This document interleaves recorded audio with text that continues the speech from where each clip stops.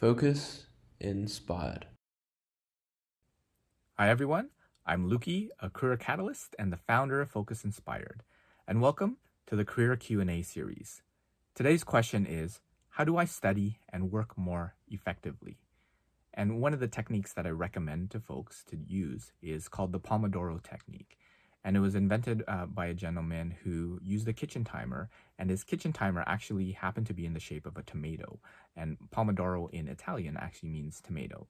So what the Pomodoro technique is to take any work period of 2 hours and break it down. So you spend 25 minutes working or studying or whatever it is, then you take a 5-minute break. You spend 25 minutes working, studying, then a 5-minute break, and then 25, and then a 30-minute break. So then that 2 hours gets broken up into 3 little chunks with breaks in between. And what that allows you to do is allows you to maintain and sustain focus for a longer period of time. And it allows you, from a focus procrastination perspective, to work more effectively. It takes advantage of a phenomenon called primacy and recency, which allows you to learn more. And those breaks allows you to sustain performance a little bit more without burning out. So if we look at that focus and procrastination, if you ever work like me, sometimes you're distracted by little prompts or little messages or whatever, and you'll want to check that. And you want to check that message that's coming in, that notification that came on. But what you can do is you tell yourself that in at most 25 minutes, I will be able to check that. So your monkey brain that's trying to do something else, you're always focused on, well, you know what, I will have the time to do it, but just not now, so that you can focus on your task at hand.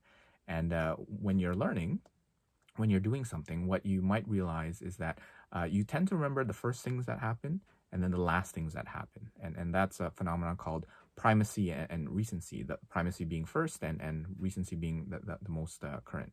And by adding those breaks throughout your study period, throughout your working period, then there are more firsts and more lasts. So you tend to remember more. So instead of having a 2-hour window where there's only one beginning and one end, you have these 3 blocks where there's more beginnings and ends. So you tend to learn more, and it tends to be a little bit more effective in your learning as well.